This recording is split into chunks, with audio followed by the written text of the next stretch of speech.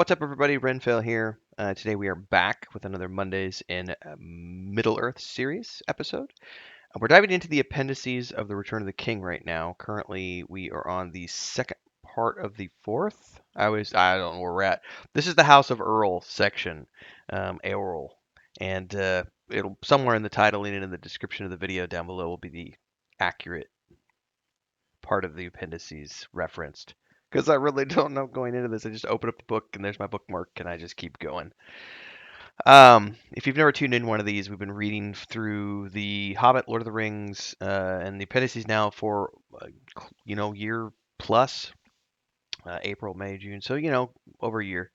And after this, we're getting into the Silmarillion. So, yeah, we're slowly chewing through the appendices. It's taken longer than I thought. I thought it was going to be like 3 or 4 episodes. We're already, I think, to like episode 5 or something. There's quite a lot in here if you want to pour over it section by section. And I know there's some sections that will end up getting skipped. I don't know when those are going to happen. But I believe, if I'm not mistaken, that the House of Eorl has enough juicy stuff in it to cover. I'm pretty sure, actually, this is the section that they are using to expand upon and create the War of the Rohirrim animated feature that's coming out in 2024. So next year, around this time, I think it's like in April or May, could be, I don't remember, to be honest with you. But it's, a lot of the same people who worked on Peter Jackson's trilogy and the Hobbit films are also working on this, although it's an animated film, so it's got an animation studio. But still, same art direction, writing talent and etc. I can't wait for it, and I know some people have already said, well, they're changing this, that, and the other. I don't really care. I'm a Middle Earth fan for life, so I will always consume content in Middle Earth, even if it's not something I personally love. It's like Rings of Power. There are aspects of it that I don't like, but I still will watch it, and I'm still gonna find enjoyment of it because I'm a Tolkien fan, and that's an adaptation of Tolkien. So it says here, Earl the Young was lord of the men of Eothod. Eothiod? I probably need to pronounce that correctly. Eothiod is how it's pronounced, I believe. Eorl the Young was lord of the men of Eothiod. Land near the sources of the Anduin, between the furthest ranges of the Misty Mountains and the northernmost parts of Mirkwood. His people apparently had moved to these regions in the days of King Eärnil II from another place in the Vales of Anduin. It says here they were in their origins they were akin to the Beornings and the men of the west eaves of the forest. It says here that the forefathers of Eorl actually claimed direct descent from the kings of Rhovanion, and these were the peoples whose realm lay beyond Mirkwood before the invasions of the Wain Riders. And it says here they accounted themselves as kinsmen of the kings of Gondor descended from Eldakar. Um, it's saying we have the same lineage, just a different branch. And it says here that they loved the plains, delighted in horses, and in all feats of horsemanship. Oof. When they heard of the overthrow of the Witch King, they sought more room in the north and drove away the remnants of the people of Angmar on the eastern side of the mountains. It says, but in the days of Leod, father of Eorl, they had grown to be numerous and were somewhat, what does this mean? Somewhat straightened in the land of their home? I've never seen that. I'm not sure what that word means. I'm actually going to go look at what this word means because I'm not an expert. Straightened. Restricted in range or scope. Wow, this is actually I'm 43 years old. This is a word I genuinely don't know. So vocabulary from Tolkien, the word straightened. Not straightened as in, straightening a crooked line. Although it's pronounced the same, straightened, but spelled S-T-A-R sorry, I need to read Straightened. Straightened. And I looked it up and it says characterized by poverty or restricted in range or scope. So they lived in straitened circumstances. So I guess he's saying, I'm trying to interpret the intent of the words here. They had grown to be a numerous people and were again somewhat straitened in the land of their homes. So they were very numerous but living in less than perfect conditions. And then in the year 2510 of the Third Age, A new peril threatened Gondor.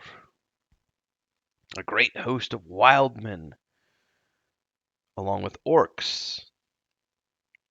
They overran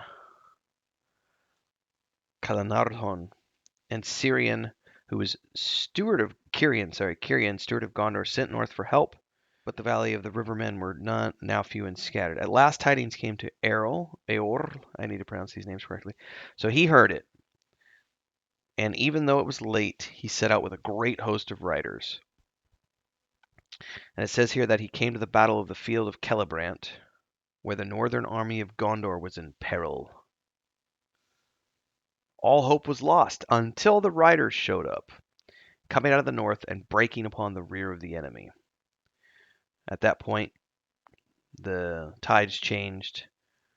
The orcs are running away and everything else. Eorl is leading his men in pursuit.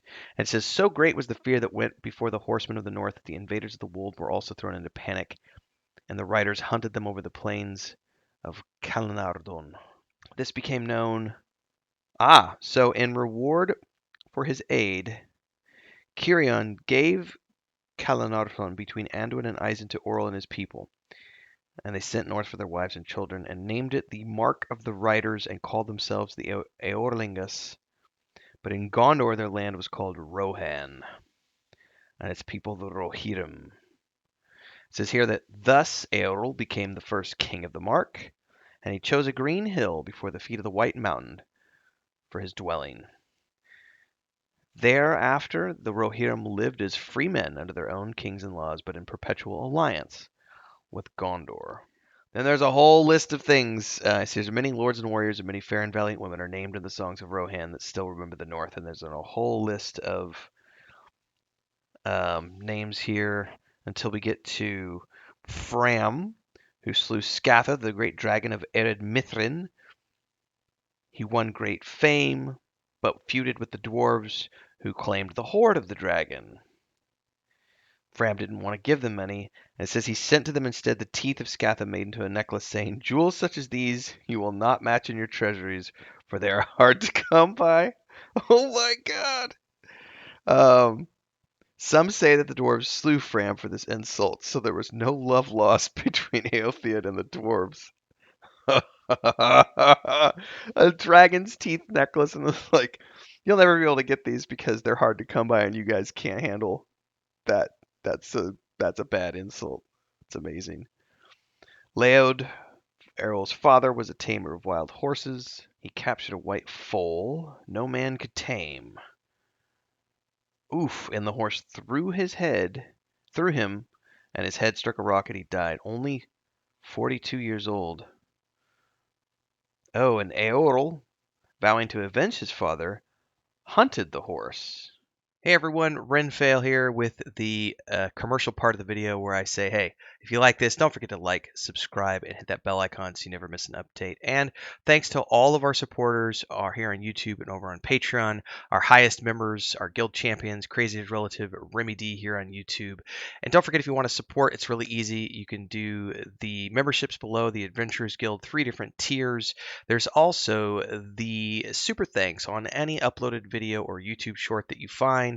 There's also, of course, the super chats and stickers that you could do on any live stream or premiere, and the Patreon page if you want to dive into the fantasy world that I have with my brother and my wife, which is a tabletop game, a point-and-click adventure game, and a fantasy book series. All are great ways to keep this channel going and me going full-time. Thanks again for those of you who support. Let's get back to the video that you're watching now. Oh, this is interesting. It says here, when they got to the horse, Eorl was like, look, Felorof, I name you. You've loved your freedom, and I don't blame you for that, but you owe me, he uses the term weregild, and you owe me for the life of my father. And you're going to surrender your freedom for me until your life's end. And it says, Eorl then mounted the horse, and Felorof submitted. And Eorl rode him home without a bit or bridle, and afterwards in a fashion similar. So he never needed to wear a bit and bridle. It says here, the horse understood all that men said, but would allow none other than Eorl to mount him. This is crazy. So this is the first of the Mearis. who would bear none but the king of the Mark or his sons until the time of Shadowfax. Um, it says here the legend of men says that Bema, whom the Eldar called Orome, must have brought their sire from west over the sea. Okay, now we're getting into of the kings of the Mark between Eorl and Theoden, most is said of Helm Hammerhand. So this is actually where we're getting into what they're making for the movie. I guess it's not about Eorl, it's about Helm and his daughter, which I don't know that he had a daughter. I think they're turning it from a son into a daughter. I don't know. But I think Helm Hammerhand is the theme of the upcoming War of the Rohirrim. So there's this story of a guy named Freka who was, him and Helm didn't like each other. And Helm literally tells him, "You've grown fat since last I saw you at the dinner table." It's about the marriage of their kids. And then when the council was over, it says Helm stood up and laid his great hand on Freka's shoulder. It says the king doesn't permit brawls in his house, but men are freer outside. So he's like, let's take this outside. And he tells Freka's men, "Go away. We don't need any of you. We're going to speak a private matter. Go and talk to my men." Um, and the king says to Freka, "Your folly has grown with your belly." It says he smote Freka such a blow with his fist that he fell back stunned and died soon after. And Helm then proclaimed Freka's son and nearkin as the king's enemies, and they fled. Not a nice guy, it sounds like. But also we don't know. Freka was being kind of a dick too, but still, yeah. 40 years after that, great troubles came to Gondor, and no help could be sent from Gondor because of the Corsairs that were attacking. Rohan was also invaded from the east. It says here the Rohirrim were defeated. The land was overrun. Helm was driven back from the crossings of Isens to the Hornburg. Helm's Deep was besieged. Haleth, Helm's son, fell defending the doors at Meduseld. Soon afterward, the long winter began. Rohan lay under snow for nearly 5 months, it says, from November to March of 2758 to 2759. His younger son grew tired of everything, rode out against the king's council, and never returned. Helm grew fierce and gaunt for famine and grief, and the dread of him alone was worth many men in the defense of the burg. He would go out by himself, clad in white, and stalk like a snow troll into the camps of his enemy, and he basically killed them with his bare hands. This is crazy. It says here is believed that if he bore no weapon could leave its mark upon him. And the Dunlendings said that if he could find no food, he ate men. Oh, shit. Oh, he had a great horn, and every time before he went out, he would blow a blast upon it, and a fear would fall upon his enemies. Oh, my God. Oh, wow. It says here that one night men heard the horn blowing, but Helm did not return. In the morning, they saw a white figure standing still on the dike alone, for none of the Dunlendings dared come near, and there stood Helm dead as a stone, but his knees were unbent. It was at the crowning of Freylaf that Saruman appeared, bringing gifts and speaking great praise of the valor of the Rohirrim. So already starting to weed his way in. Beren, steward of Gondor, gave him leave to take Isengard, and also gave him the keys of Orthanc. In this way, Saruman, this is his downfall. He began to behave as a lord of men. Many people said that in the aftermath, there was little doubt in men's minds that Saruman went to Isengard and hoped to find the stone still there, and with the purpose of building up a power of his own. Certainly, it says here, after the last White Council, his designs toward Rohan. And then there's a bunch of lineage here, the Kings of the Mark, which we're not gonna read through. There's a lot of stuff here. I'm literally just scanning forward here in the book. Then there's the third line. This is stuff that I really, it's not necessarily something that I care to read. It eventually gets down to, Éomer. And then the next, it looks like, is Durin's Folk. Durin's Folk. So that'll be next week's episode. It's going to be on Durin's Folk. And I have thoughts on this, especially the bearded women part. But that's next week. So like, subscribe, and hit the bell icon so you never miss an update. And I'll see everybody in the next week's chapter as we continue reading through the appendices of The Lord of the Rings. Cheers, everyone.